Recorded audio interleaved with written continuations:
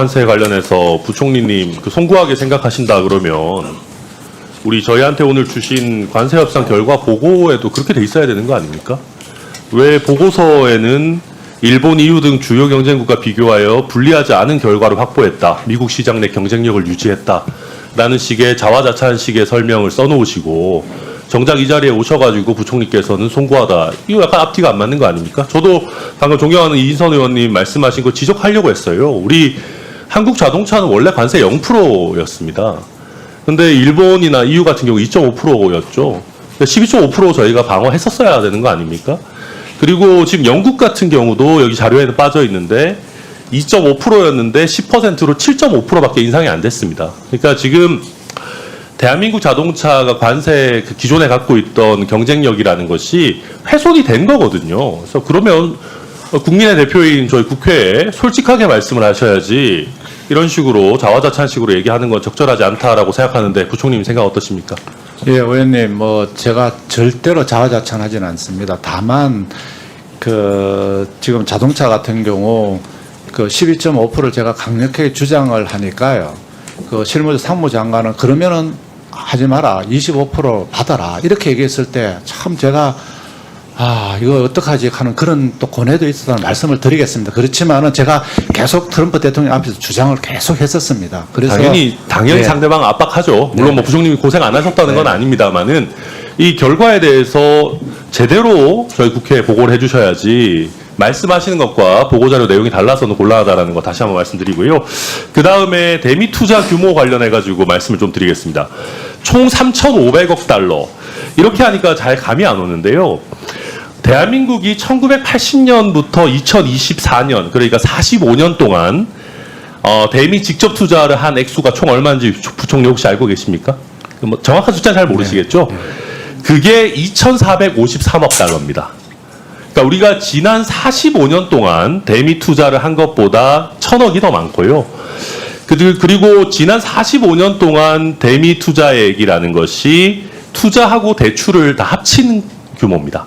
그러니까 지난 45년 동안 했던 것보다 더 하겠다라는 거거든요.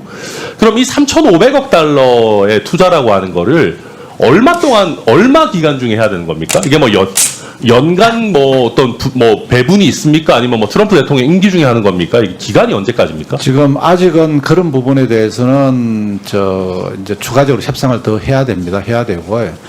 실질적으로 저희들이 봤을 때는 이게 구성이 세 가지로 됩니다. 네. 출자도 있고 대출도 있고 보증도 있습니다. 예, 세 가지로 구성이 돼가 있기 때문에. 근데 아무리 그래도 네. 우리가 이제 어느 정도 대충 생각이 있을 거 아닙니까? 그쪽에서도 제가 예상하기에는 아무래도 트럼프 대통령 임기 중에 많은 부분 했으면 좋겠다라고 할 것 같은데 그런 대강의 타임라인도 짠 게 없습니까? 예, 저희들이 아직은 없고요. 없고, 그건 저희들이 생각해 봤을 때, 예를 들어 조선소를 짓는다 했을 때 부지를 찾아야 되고, 설계를 해야 되고, 여기다가 텃밭기를 해야 되고, 걸리는 시간을 따라가지고 따졌을 자연스럽게 하겠다 때는 이런 취지인 겁니까? 예, 시간은 아마 좀 걸리지 않을까 저희들은 판단하지만은요. 이걸 또 굳이 또 대놓고 얘기하기는 또 어렵다는 말이죠. 그러면 투자, 대출, 보증 요 세 가지의 비중은 어느 정도입니까? 그 부분도 합의된 거 없습니다.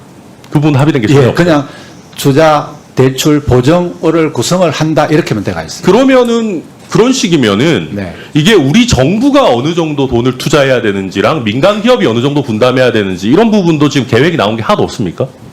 이 부분은 아마 정부 부분의 어떤 투자, 보증, 대출로 봐야 됩니다. 그러면 정부가 대출하거나 네. 보증해주는 게 3,500억 달러라는 네, 겁니까? 맞습니다. 네. 민간 기업 참여 없이 정부가 순수하게 보증하거나 대출하는 게 이 정도 네. 규모라고요? 네. 엄청난 규모 아닙니까? 그렇지만은 이게 진행하는 과정에 있어서는 저희들이 볼 때는 이 속도에 따라서 돈이 투입되지 않을까 이렇게 예상을 하고 있고요. 그런 부분에 대해서는 미국도 구체적인 계획이 없습니다. 이게 아무튼 제가 걱정하는 네네. 거는 저희가 지난 45년 동안 했던 투자, 대출, 보증 이런 걸 포함한 것보다 더 하겠다라는 얘기인데 지금 너무 포괄적으로 계획 없이 지금 아무리 협상 단계라지만 좀 굉장히 걱정스러운 부분이고요. 그 다음에 제가 또 한 가지 요즘 보면 자꾸 우리 대한민국 기업들을 한국에서 사업하기 어렵게 하는 거 아닌가. 이번에 대미 투자라는 것도 결국 아까 조승래 의원께서도 말씀하셨지만 한국 기업의 한국 기업이 미국에 투자를 어쨌든 해야 되는 것이고 그럼 자연스럽게 그쪽의 일자리가 당연히 늘어날 수밖에 없는 것 아니겠습니까? 이거 어마어마한 규모의 투자가 미국에 이루어지는 상황인데 게다가 지금 우리 국내 법제상으로도 뭐 노란봉투법을 포함해서 여러 가지 이런 부담이 되는 법률들이 계속 추진이 되고 있습니다. 그러니까 지금 저도 그래서 이런 생각을 해봤어요.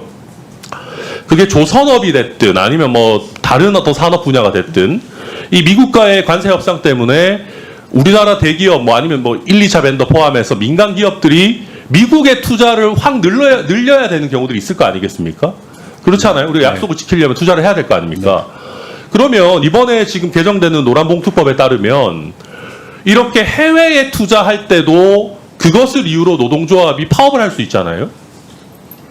그러면 우리가 국가 간 협상에 따라서 우리나라의 대기업들이 해외에 투자를 해야 되는 그런 상황 속에서 노조가 거기에 대해서도 파업을 한다. 이거 그러면 기업들 입장에서는 샌드위치로 끼어가지고 뭐 어쩌라는 거냐라는 얘기가 나오지 않겠습니까? 이런 상황, 지금 노란봉투법이 지금 통과를 목전에 두고 있는 상황 속에서 대책이 있으십니까? 예, 뭐 저희들이 판단하기로는 우리 뭐 노조에서도 국익 관점에서 판단하지 않을까 이렇게 생각을 합니다. 아니 그건 너무 나이브한 말씀이시죠. 그게 노조 입장에서 해외로 지금 생산 라인 옮기고 뭐 투자를 그쪽에서 해서 일자리가 그쪽에 생기면 아니 현대차든 다른 뭐 삼성전자든 뭐 라인 옮기고 하면 당연히 다 반발하잖아요. 현대차 같은 경우에는 어떤 자동차 품종을 외국에서 생산하는 것만 해도 노조랑 협의를 하게 되어 있는데 지금 내 일자리 뺏기게 생겼는데 노조에서 그러면 해외 투자 늘리는 거 파업 안 하겠습니까? 국익이니까 우리는 그냥 가만히 있겠다 그러겠습니까? 근데 의원님 만약에 이걸 안 한다면 당장 우리가 25% 맞아가지고 그러니까 제 말은 당장 손실이 발생하는 이런 상황에서 네. 노란봉투법을 지금 추진하는 게 이 관세 협상 때문에 해외 투자가 늘어나는 현재 그러면 상황을 노란봉투법을 하지 말아야 돼. 모순되는 거 아닙니까?